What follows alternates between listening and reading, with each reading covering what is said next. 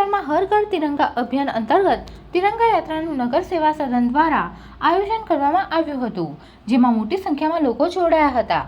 દેશની સ્વતંત્રતા પર્વની ઉજવણી અંતર્ગત હર ઘર તિરંગા અભિયાન ઉજવવામાં આવી રહ્યું છે, જે નિમિત્તે અંકલેશ્વર નગર સેવા સદન દ્વારા આજ રોજ 11 કલાકથી તિરંગા યાત્રાનું આયોજન કરવામાં આવ્યું હતું. અંકલેશ્વરની EN જેનવાલા હાઈસ્કૂલ ખાતેથી તિરંગા યાત્રાનો પ્રારંભ કરવામાં આવ્યો હતો, જે વિવિધ વિસ્તારોમાં ફરી જવાહર બાગ ખાતે પૂર્ણ થઈ હતી.